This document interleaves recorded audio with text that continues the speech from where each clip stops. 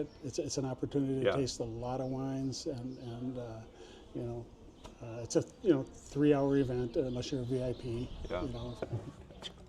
Here's a little cheers to a little follow-on video. So I'm here with my reporter, the NotRealBradleyCooper.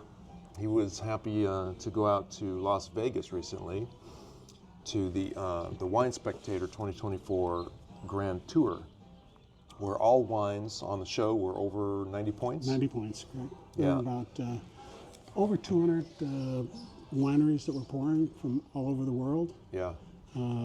I think we posted on one of your videos a week or so ago, kind of a panoramic of everybody that was there to give you an idea of how crowded it was. Yeah, I saw that video, of course, and it looked pretty packed. But it was. Yeah. But my thought was, well, that's great, but what's the result of all that tasting? What can you offer people watching your channel some benefit from going to the show?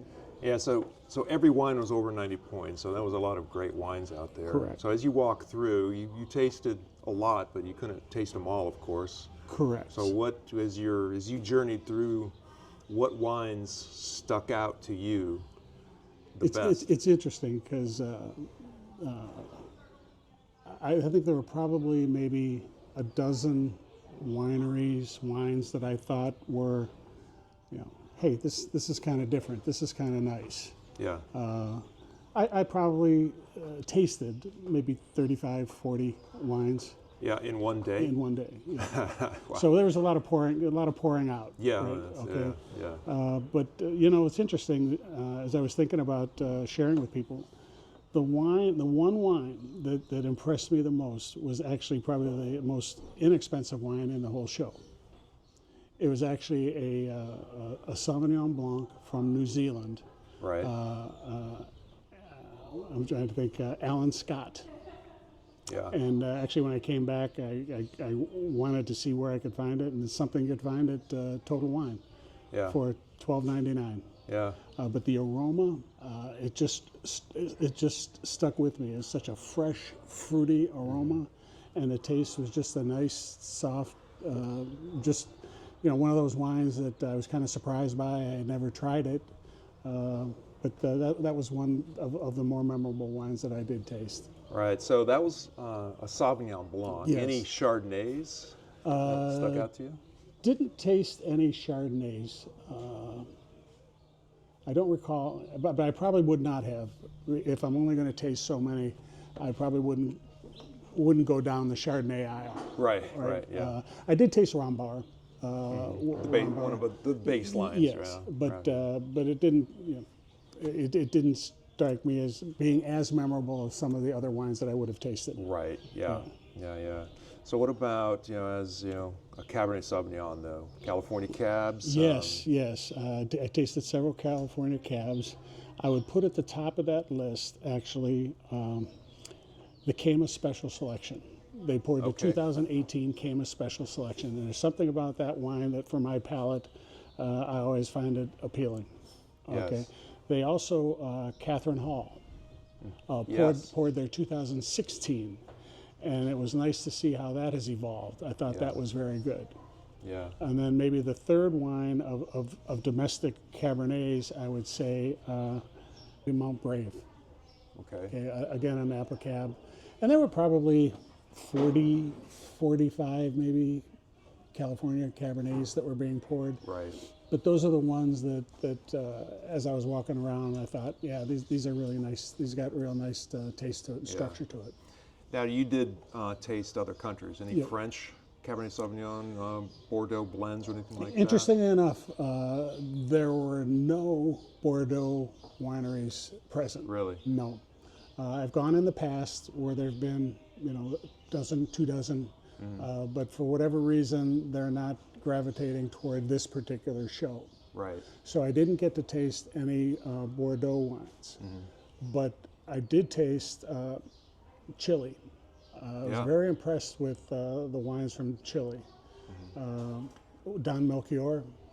Yeah. Well, and they were Now, when you say chili, though, let me interrupt. Malbec or Cabernet Sauvignon? no, they were Cabernet. They were all red blends, actually. Red blends. It okay. was Don Melchior, Senna, and I think those are the two that I thought were the most appealing to my palate, right?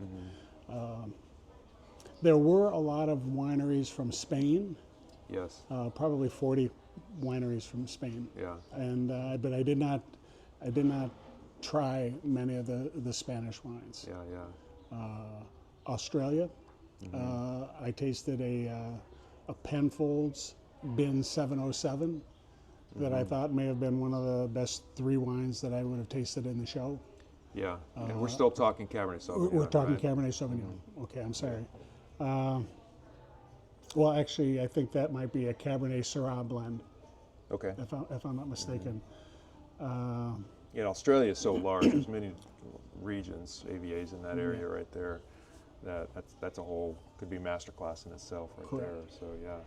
What did you notice was like the biggest difference between in the California cabs? You know, so to go back, I guess there was no Livermore Valley wineries there that you no saw at all. Livermore It was just Valleys, Napa, Sonoma, and then Part overseas. of the reason is, Jeff, is in order to be able to pour, you have to have a 90-point score from Wine Spectator, right? Yeah. And I don't know of any Livermore wineries that have those scores from Wine Spectator. Right. Yeah. So you can't get in the show. Right. That's the baseline. So there were there were no Livermore anything at the show. So we talked Sauvignon Blanc. We got some cabs in there. What any other varietals that you tasted that really stood out to you? There were Pinots. Of course. I think the one that I had never heard of is a winery called Cirque, CIRQ. I thought that they had one of the better. I think that was one of the better Pinot Noirs that I tasted. You're right. Yeah. Yeah. There were a few other. Dunham was one that I've tried a couple times that were good. But I didn't think that any of the none of the Pinot Noirs that I tasted had quite the impact as the cabs that I had tasted. Right. Could just be my palate, but Yeah. that doesn't mean they're good or bad. It just means that I gravitated towards some of these other wines that we talked about. Yeah. Any other wines? Any other whites, perhaps? There was a champagne that Right. I can't even pronounce the name. Very Well, good. well, let's look it up in here actually, because this book is what they gave you here. This little Wine Spectator Grand Tour, and every winery that was there, represented there, is in here. Correct. So, which is pretty nice. I like the setup right here. So here's a couple champagnes that just jumped out to me. Nicholas, this is the one. Nicholas. So Champagne Nicholas Fulat.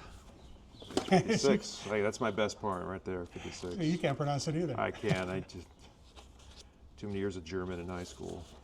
That's it. Nicholas Fulat, probably Reserve Exclusive Brut. And so it's a dry. Yeah. So that kind of gives you just the quick information about it. What wine? So every one of these has a Wine Spectator review in it here. So as you. Yeah, a little tasting note This section on here. apparently, That's pretty neat. the gentleman that was pouring it said that this is the top-selling wine in France, the top-selling champagne in France. And it's $39. Yeah, yeah, and that is actually available at something like Total Wine.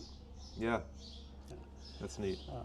I guess the other thing that we didn't touch upon, Jeff, there were several Italian wines that I thought were actually very good. There were probably 30 Italian wineries there. So. I thumbed through here, I saw some Chiantis and a lot of Amarone del Valpolicella, which is one of my favorite, wines right there. Did you recall tasting any of those? Again, I think the ones that I tasted and the ones that I gravitated to were Sangiovese blends. Sure. They were really nice. Yeah. The Italian wines were very nice. But I thought that the Italian wines were actually right up there with the U.S. Cabernet Sauvignons that I tasted. Right. Yeah, they were nice, very nice. Yeah. I didn't try many Chianti Classicos. Like I said, most of them were some type of Sangiovese blend. Right. Well, cool. So it says here they were in 3 locations: New Orleans. You caught them in Las Vegas. Correct. Do you recall if the Denver show is still has happened, or is that happening in the future? It could be just right now when we're Yeah, talking, it could be now, right? I don't. It looks like it may have been. There's no dates in here. If they do this, they're usually about a week apart. You know, it gives the wineries a chance. Otherwise, you're ending up pouring a lot more out than you are tasting. You 35 wines. Yep. You go wine tasting. You do 4 wineries in a day up in Napa or Sonoma or here in the Livermores where we're at right now. It's just too many. Your taste buds are gone, and you can't drink that much. And then you don't also want everything to run into each other, right? And so you're trying to get that. Your reaction is just really a very quick taste, right? You know, what is it that you're tasting? And some like the wines that we talked about, I think those were wines in my estimation, made an impact. I felt, okay, if I'm going to go back, if I'm going to buy anything, I'll buy it these because they're what I tasted, and they provided me a little bit of something that I was hoping for. Right. Okay. Well, great. I'll give you a little final word. Any recommendations for anyone on anything that we missed out on? I didn't ask you about. I think we covered it. I mean, we talked about. I didn't talk about a lot of champagnes, but there were probably a dozen champagnes that were there. Port, there were probably 6 to 8. The main players like Fonseca and Graham's and. I saw the Graham in here. I read that. They were there present. I don't think there's any parts of the world that we didn't talk about. We talked about Australia, we talked about the U.S., we talked about Chile, we talked about Australia, we talked about the lack of France, we talked about Spain.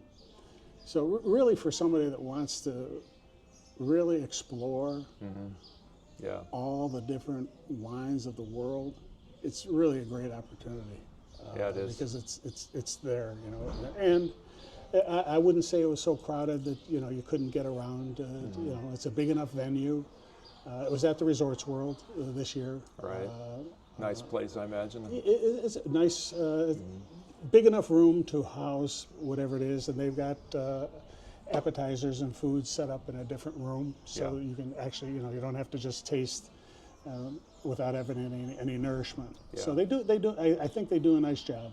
If I were to critique them, it would be the lack of French wines there to compare to, and maybe the over reliance on Spanish wines. I don't know if it just didn't appeal to me, and I would have loved to have a few more Bordeaux. And I've been in the past where there were more Bordeaux wines, but for whatever reason they're opting out. Yeah. We'll never know. Spain, up and coming area, also the country there. A lot of great wines from there. All right. Well, thank you. So Sure. I'm the Somali Padawan, and this is my guest reporter, not the real Bradley Cooper. Hope you enjoyed it. Hope you got some information That's from right. it. Thanks. I'm out from Livermore Valley. Bye now. Salute.